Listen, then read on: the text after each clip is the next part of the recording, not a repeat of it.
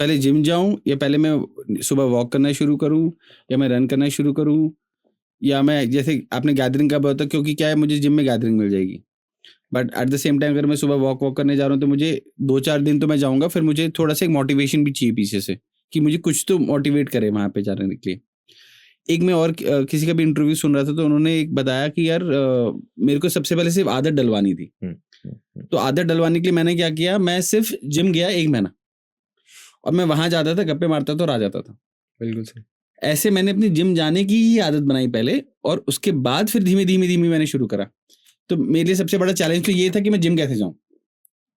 तो जिम की आदत बनी, फिर जिम की एक्सरसाइज की धीमे धीमे आदत बनी और फिर ट्रांसफॉर्मेशन जर्नी उनकी स्टार्ट हुई। तो उन्होंने बेबी बेबी स्टेप्स लिए। और शायद हम लोग भी गलती सबसे बड़ी यही कर देते हैं कि पहले दिन ही हम 3 किलोमीटर 4 किलोमीटर वॉक कर आते हैं या दौड़ना शुरू कर देते हैं, और फिर वो 3 दिन के बाद सैचुरेट हो जाते हैं हम। वो एक्चुअली सैचुरेट नहीं होता। एक्चुअली क्या होता है, हमको किसी ने पुश करा, पहले दिन पुश करा, मैंने आपको बोला शालीन जी आप मेरे साथ चलो, ठीक है। अब शालीन जी फुल एनर्जेटिक है, ठीक है, उस दिन के लिए। मॉर्निंग जब वो खड़े हुए, क्योंकि उनने एक शाम पहले से, मतलब एक दिन पहले से शाम से उनने पूरा प्लान कर लिया है कि अगले दिन मॉर्निंग मुझे वॉक करने या रन करने जाना है अंकित जी के साथ, ठीक है। वो उस दिन के लिए फुली प्रिपेयर्ड। मॉर्निंग जब मैं उनको लेके गया, मेरी रोज का वार्म अप है 10 किलोमीटर, शालीन जी का आज फर्स्ट डे है, ठीक है। तो शालीन जी ने जब मेरे साथ रन करना स्टार्ट करा, तो कई बार थिंकिंग ये जाती है कि मैं इनके बराबर करूं या इतना तो करूं कि मैं इनके सामने अपनी कोई इमेज बिल्डअप कर पाऊं। ईगो बीच में आता है, इसमें बहुत सारा ईगो बीच में आता है, ठीक है। मैंने ये बहुत झेला है। कि मैं कैसे पीछे रह जाऊंगा। हाँ, मतलब ये होता उनको है ये ना लगे यार कि मैं फिजिकली फिट नहीं हूँ। एग्जैक्टली। तो इसमें क्या होता है ना, अब जैसे शालीन जी को करना था आज 2 ही किलोमीटर, पर वो कर गए 5 किलोमीटर। अब 5 किलोमीटर वो कर गए, वो उनको आज नहीं समझ में आएगा, वो आएगा कल मॉर्निंग उठने के बाद, जब उनके पैर थके हुए होंगे, आज की तरह फ्रेश नहीं होंगे जो उनने आज एकदम फ्रेश वर्कआउट करा था, ठीक है। करना था स्लोली स्लोली, पर कर गए एकदम से। तो वो दिक्कत करता है आपको कि आपके पैर उतने दिन उतना सक्षम नहीं रहेंगे उस दिन, ठीक है। फिर वही वो कंटिन्यूअसली वाली बात आती है कि अगर आपने इसको पैटर्न को रेगुलर फॉलो कर लिया, आज आपको पेन हो रहा है, कल आपको और कम होगा, परसों आपको और कम होगा, ये 7 डे 10 डेज जो प्रोसेस जाएगी। पर आपको करना किलोमीटर्स नहीं बढ़ाने अभी, अभी आपको केवल आपका बॉडी फॉर्म, आपका लेग्स का फॉर्म, ठीक है, आपका ब्रीदिंग फॉर्म, इन सब पे फोकस रखना है। जब आप वॉक और रन कर रहे होते हो ना, आप योग करते हैं, अपन योग अपन बचपन से सुनते हुए आ रहे हैं, उसमें 90% काम ब्रीदिंग का होता है जी, ठीक है। पर लेकिन हम बाकी की जर्नी या बाकी की चीजों में ब्रीदिंग का ध्यान ही नहीं रखते। नहीं रखते। हम ब्रीदिंग को कैसे भी ले रहे होते हैं, कैसे भी फेंक रहे होते हैं। बिल्कुल यही सेम काम आता है जब आप रन कर रहे होते हो। हमने 42 किलोमीटर रन करा, ठीक है, हमारा अगर ब्रीदिंग सही नहीं है तो हम 10 किलोमीटर में थक जाएंगे। और वही अगर आपका ब्रीदिंग सही है, आपको 42 किलोमीटर बाद भी उतनी थकान होने वाली है जितनी 10 किलोमीटर में होने वाली है। और बीइंग अ मैराथनर, मैं आपको इतना जरूर बता सकता हूं कि हम 10 किलोमीटर भी उतना ही थकते हैं और 42 में भी उतना ही थकते हैं। क्यों? क्योंकि आपका दिमाग वैसा काम करता है। फर्स्ट पॉइंट जो अपन ने लेके आए थे, माइंडसेट जो होता है, आप 10 किलोमीटर का रन करोगे, आपको उस दिन उतनी ही थकान होने वाली है जितना आप 42 किलोमीटर करने के बाद थकने वाले हो। क्योंकि हमने स्टैमिना बिल्डअप तो कर लिया, ठीक है, हमने अपनी जर्नी स्टार्ट बहुत पहले कर चुकी है, पर माइंडसेट है कि 10 किलोमीटर पे 100% देना है, जिस दिन उस दिन दिया, और जिस दिन 42 किलोमीटर पे 100% दिया देना है उस दिन दिया।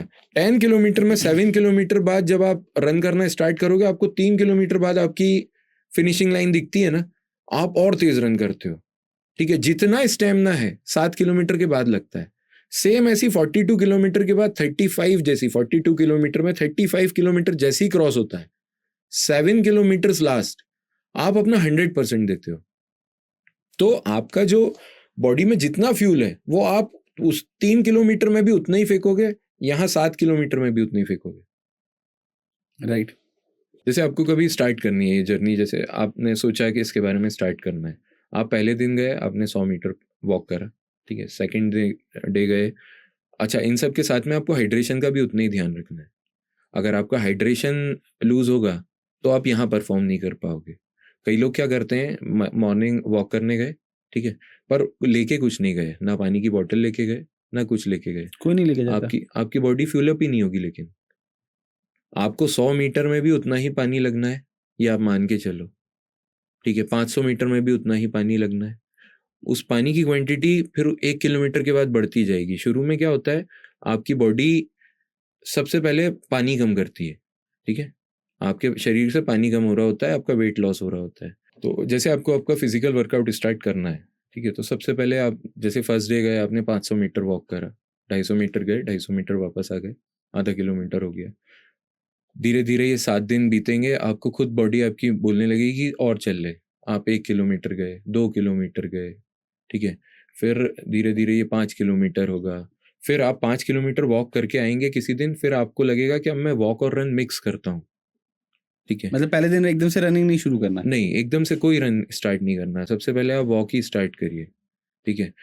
बॉडी फॉर्म भी उतना ही ज़रूरी होता है। मैं आपको बता रहा हूँ, जैसे कई लोगों को आपने देखा होगा पैर खोल के चलते हैं, जी कई लोगों के पैर सीधे होते हैं, जी कई लोगों का पीछे वाला पोर्शन जो है वो हल्का सा टिल्ट होता है। राइट। सबके फुट पोजीशंस जो है ना वो अलग अलग होते हैं। सबसे पहले आपको ये देखना होगा कि आपको कंफर्ट किस में है, ठीक है। और मेरे साथ जो जर्नी रही मेरी, वो 167 kg टू 93 वाली है, जो 74 kg का जो बीच में गैप आया है, उसमें मेरे तो बहुत सारे फुट के भी बहुत सारे चेंजेस हुए। तो सबसे पहले आपको ये देखना होता है कि 5 किलोमीटर जब आप होके वापस आए और उसके बाद में आपने वॉक रन मिक्स करा, ठीक है, तो सबसे पहले आपको आपका फुट का फॉर्म सही करना पड़ेगा। अगर फुट का फॉर्म सही नहीं जा रहा है तो आपको पेन आना है नी पे, पेन आना है फुट पे, ठीक है, और कहीं ना कहीं आपको पेन आते ही रहेंगे ये, और वो आपको परेशान करेंगे। बट कई लोगों को तो पता ही नहीं चलता कि हमारा फुट गलत रखा रहा है।